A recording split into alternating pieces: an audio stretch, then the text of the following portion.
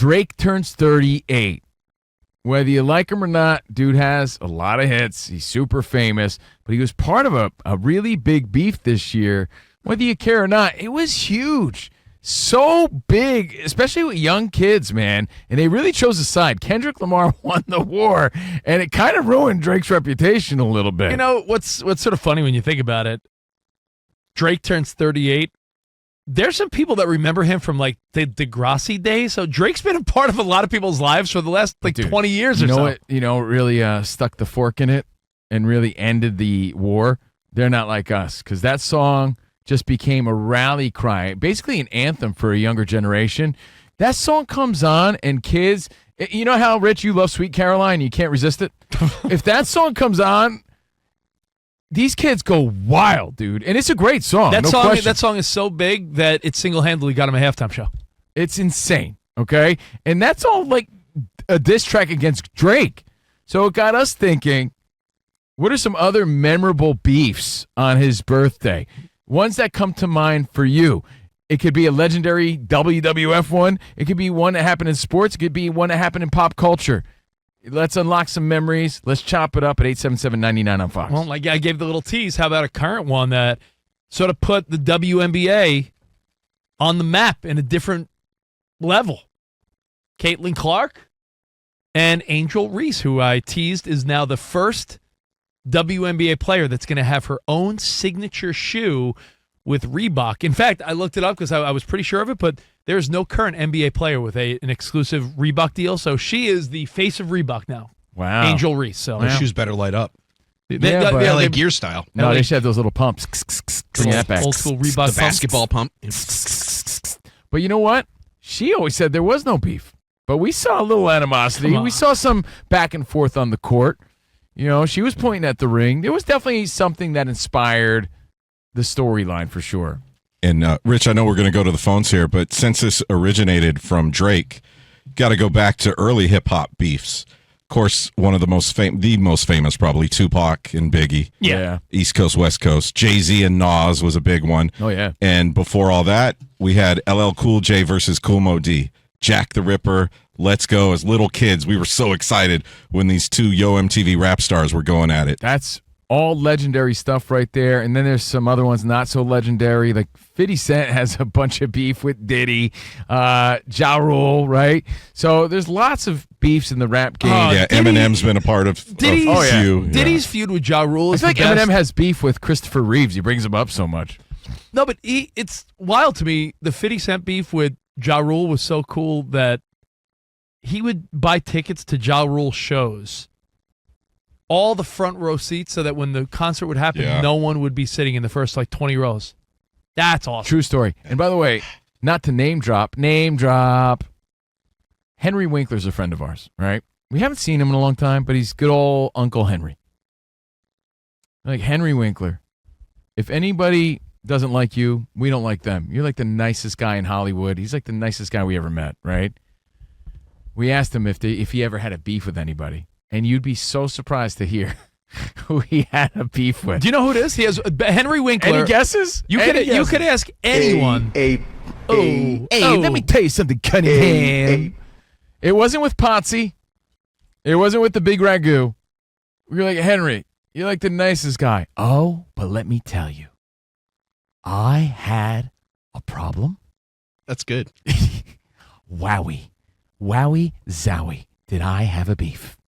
He had such a beef with the most unassuming guy ever.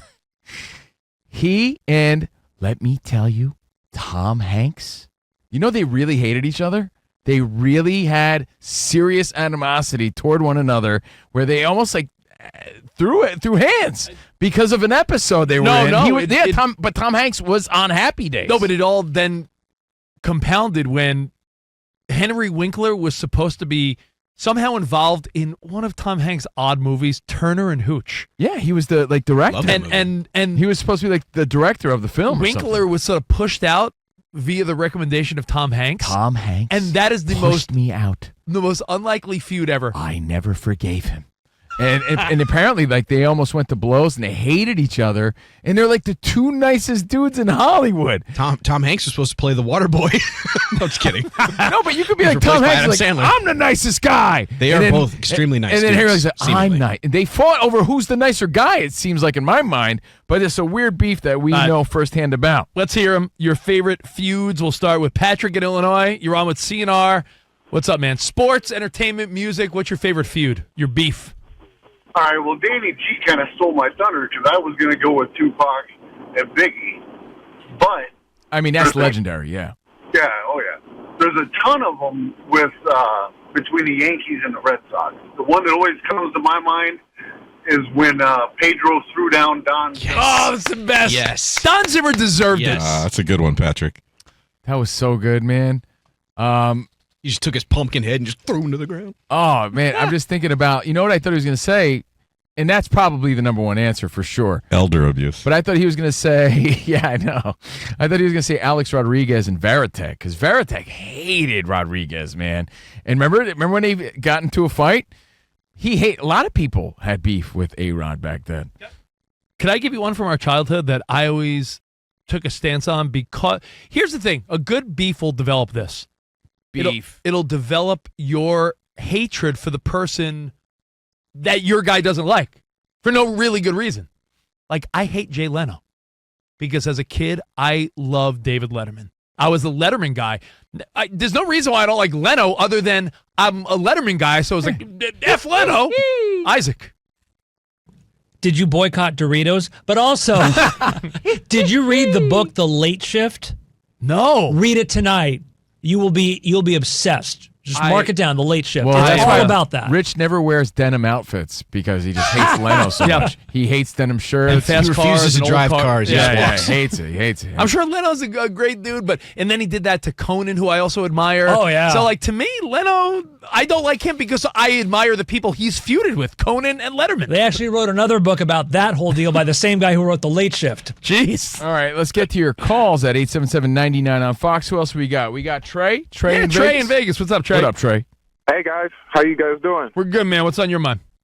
Hey, my favorite feud growing up was have to be The Rock and Stone Cold Steve Austin. Dude, that is, I'm more of like a Hogan Macho Man old school, but my wife, her generation, all her friends, a little younger than us, Stone Cold and The Rock revolutionized wrestling and took it to another level. So, yeah, Rock Stone Cold was fantastic. You know what's really intriguing? I mean, we're not breaking the glass. We all know this, but a good beef really gets people intrigued, man. It really pulls people in, makes people choose.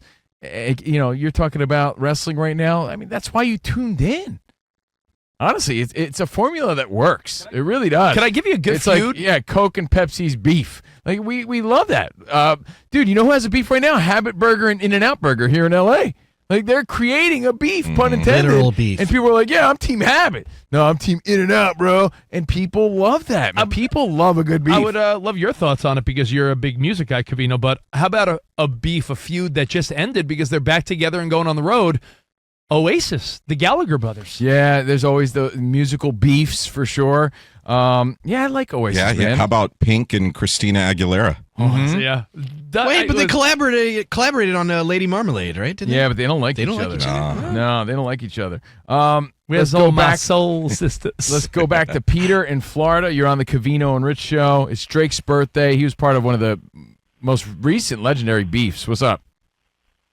Guys, I am a Jets fan living in Florida, and there's no bigger beef or rivalry than the Jets and the Dolphins after Marino did the fake spike. When Marino did that fake spike, Yeah. revolutionized that play because you never assumed anyone would fake spike it. Like they go to the line of scrimmage, like spike it, stop the clock. When Marino did that fake out, it was almost like he broke the code.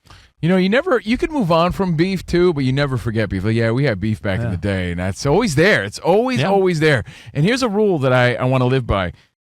Like, when you think of Will Smith and Chris Rock, right? To me, there was a beef going on, and we didn't know about it until it exploded on national TV, right? And then you chose teams. You're like, I don't like Will Smith anymore. And your team, Chris Rock. But in real life, I want to establish a rule. In real life, sometimes you may have beef with a coworker or someone in your town or whatever, especially small town beefs. They exist everywhere. Rich Davis here had beef with a colleague one time at Sirius XM, and I really didn't know the guy, but Rich told me, Rich is my partner here, right? Rich told me that the dude shoved him. He gave him the elbow in the hallway. I was like, what? I hated this. For real, dude? I'm like, yo, well, guess what? He beefs with you. I guess I'm Team Rich, man. F that guy. Years go by. Every time I saw that dude in the hallway, I ignored him. Stone cold ignored him because I'm Team Rich, man. You got beef with Rich, you got beef with me. Yep. That doesn't mean we're going to fight. It just means I don't like you and I'm not saying hi. You believe this numbskull comes in one day and goes, oh, you still ignore that guy? Yeah, we patched up like a year ago. I'm like, what? Dude, I've been mean-mugging this guy for the past year. That is a good lesson if to be your learned. beef ends, you got to tell your friends about it because then they could drop the beef as well. You know, because here I was holding on to this beef that didn't even exist anymore. So anyway, let's get back to the phones. At least we know you're a down homie with our gang. Oh, man, I'm a down fool. Give me a sock check. Our last caller brought up teams. I like that because one of the first things that came to mind for me was the Lakers and the Celtics in the 80s. Man, just even watching that docuseries about the Lakers, like I know it was based on reality, but Winning Time, yeah. Winning Time, Jerry Buss and ownership of the Celtics, like the fact that they really hated each other. I think of Danny Ainge and Kevin McHale's ugly crying faces and Robert Parrish slugging it out with guys on the other side. Dennis Johnson, R.I.P. There were some great rivalries there just amongst certain players, this player versus that player. And then another guy, as little kids, we loved watching Lambert on the Pistons because those bad boy Pistons, it was must-watch TV. The Bulls hated them. The Lakers hated them. The Celtics hated them. They got under everybody's skin. Yeah, Lambert was a beef maker for sure. Who else do we got? Justin in Texas. What comes to mind What's when up, you think bud? of legendary beefs? How's it going, guys? Hey, buddy. Jose Bautista and his bat flip versus the whole MLB, but most specifically the Texas Rangers. Oh, Roofnet Odor, man. You know that what? was a good one. That's a beef that ended the career, in our opinions, no fact behind it, of Joey Bats, because we always said he lost his mojo. Once he got hit in the face, he was never that dominant, never that intimidation factor in the lineup again. Right? Isn't that how it seemed? When you saw Roofnet Odor hit him in the face, it was over. You roofed him up. He did. He roofed him up big time. When you think of players that your team hates because of something, like an incident, yeah, I can think of two as a Mets fan. The city of New York hated John Rocker. Big time. Well, that's Yeah. totally understandable. Still, the guy said some stuff. He said some bad stuff. But also, that was just him talking a lot of, nonsense. Talking S on big cities. A lot of bigotry. How about a guy that just had a rough play?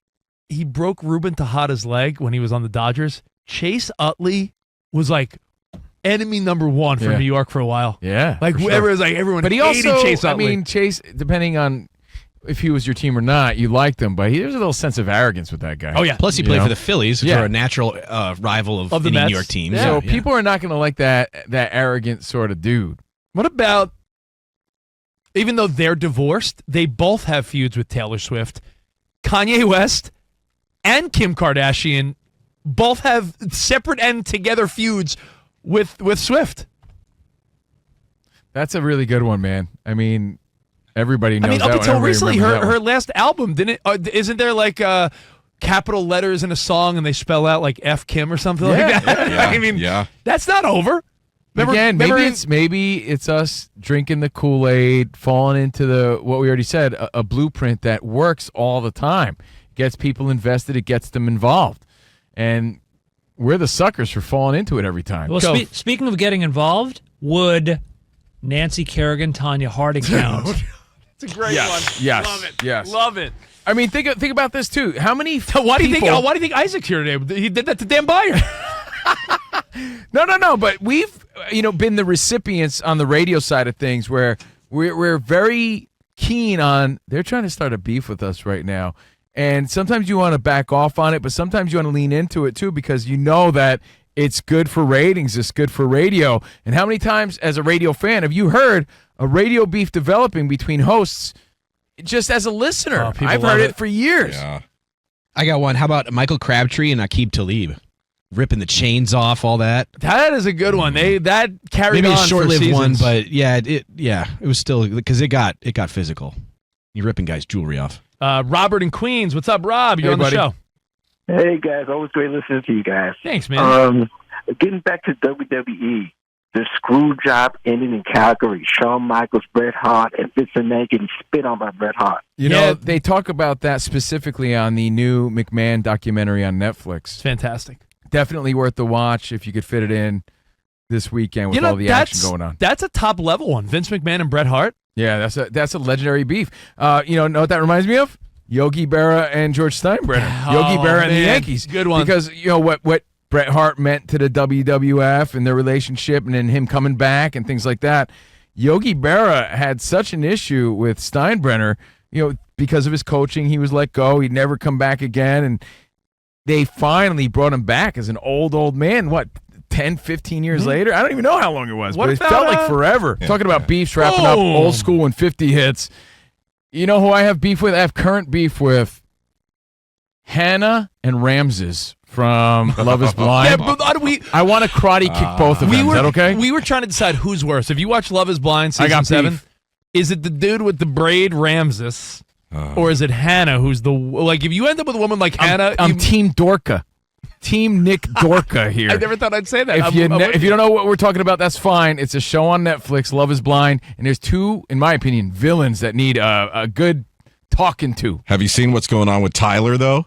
So he claimed that he helped a couple with sperm donation. Yes. Oh, dude, I'm not up to. I'm not Okay. Up to date, I don't want to ruin it. I don't want to ruin it. But you know what? You get so Sperm invested. donation But no.